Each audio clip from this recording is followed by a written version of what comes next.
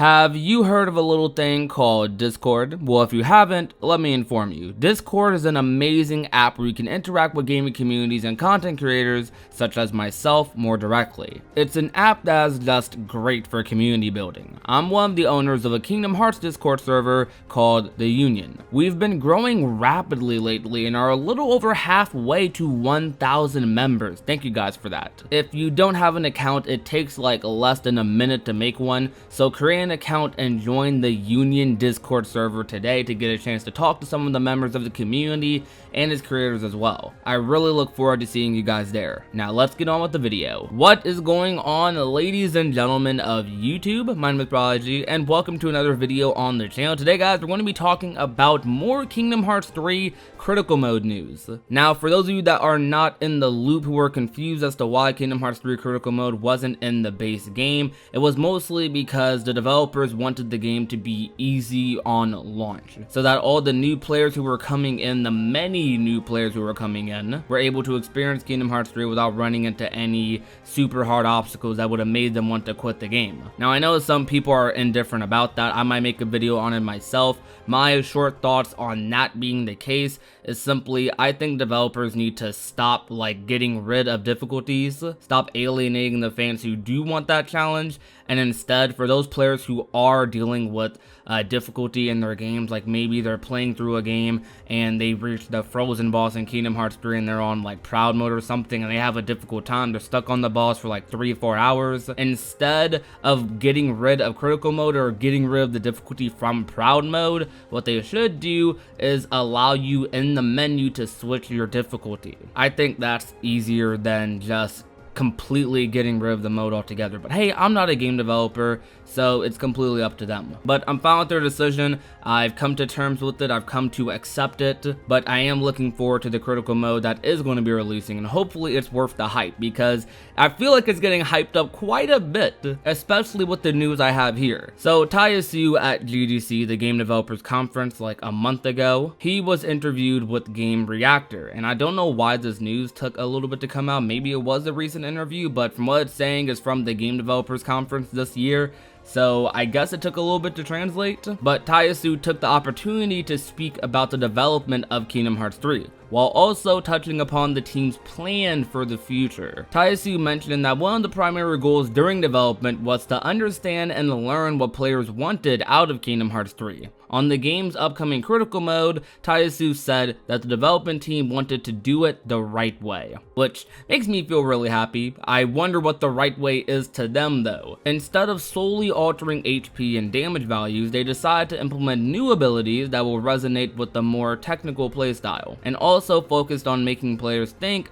about their actions both inside and outside of battle. In addition, critical mode will feature AI adjustments to prevent it from feeling unfair, but it will still push players to their limits and encourage them to utilize the game's full array of options, such as cooking meals to gain stat benefits. Now here is a quote directly from Yasue. "It is balanced in a way that you could clear it without leveling up," meaning it's balanced enough so that if you wanted to do a EXP 0 run, you can. But you really have to think it through. For example, you have to think about the timing of your guarding and using your counter in order to make battles easier to clear. So this sounds like a lot of what level 1 kind of already is, but of course you'll be able to have the enjoyment of being able to level up and experience the game in its full capacity, because level 1, I've said this a lot because a lot of people have been saying in my comment sections that, hey, if you think the game is too easy, simply just go to level 1. There's your difficulty right there, that's what it's made for. When really level 1 isn't a difficulty,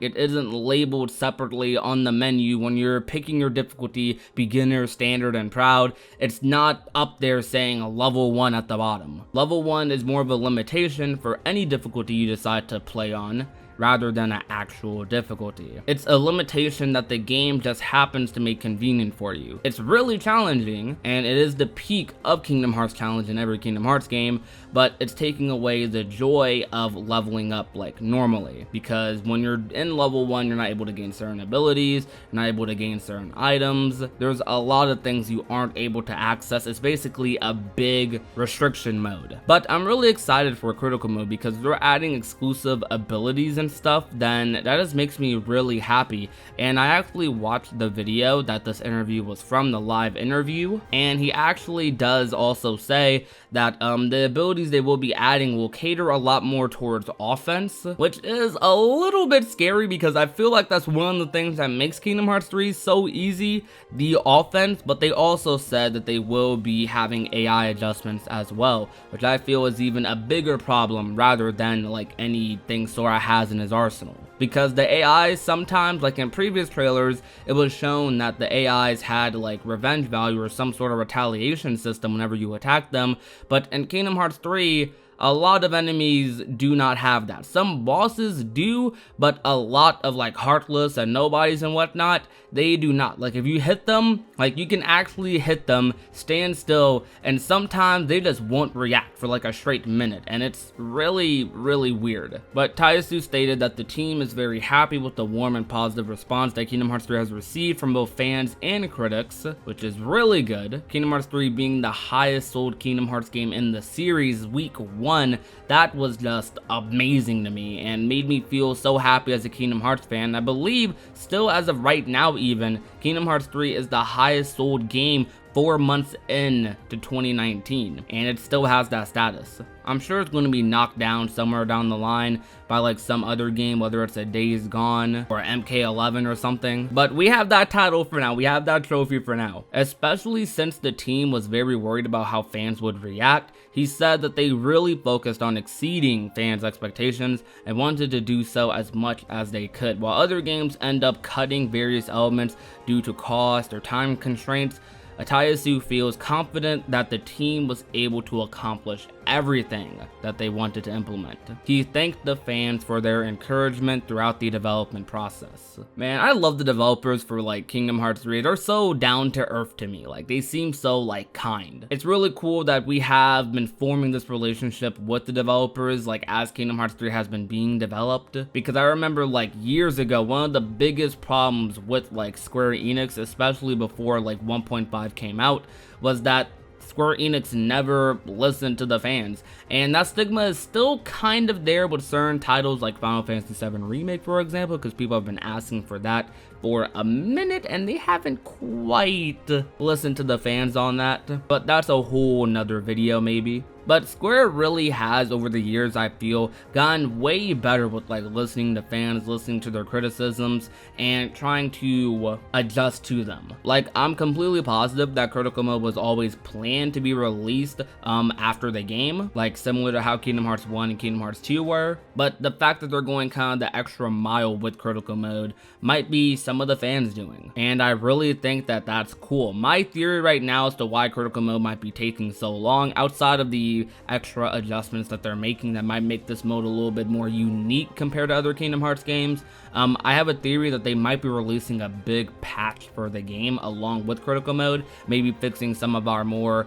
internal game issues, such as magic being way too OP, nerfing things like attraction flow, links, or buffing the general enemy AI outside of like just Critical Mode, buffing it for other difficulties as well. I feel like a lot of the people that played Kingdom Hearts 3, I'm sure there's some new fans also, but I feel like a lot of the people that like came and played Kingdom Hearts 3 for their first time, they're already done and gone. They played the game, they loved it, moving on to the next game. But us Kingdom Hearts fans here who are like sitting here hyping up the DLC, hyping up Critical Mode, we're the Kingdom Hearts fans that are kind of sticking around, that they're probably going to listen a little bit more to. But that's going to about do it for today's video. I'm sorry for the short news video today, but I really wanted to let you guys know about any information regarding Critical Mode because I know you guys would have been interested in it. And the interview was like 15 minutes long, but I watched the whole thing and there was nothing in it that was super crazy, anything that really was newsworthy, nothing we didn't already know from Ultimanias or previous interviews.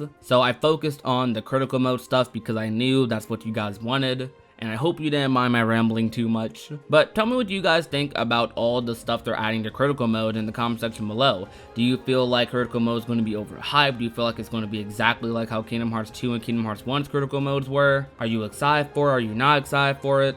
Let me know what you think in the comment section below. But if you enjoyed, you already know what to do. Leave a like, share the video with a friend or family member, and last but not least, if you have not already and want to become a part of the union, all you have to do is hit that red little subscribe button down below. My name is Prodigy, and I will talk to you guys soon.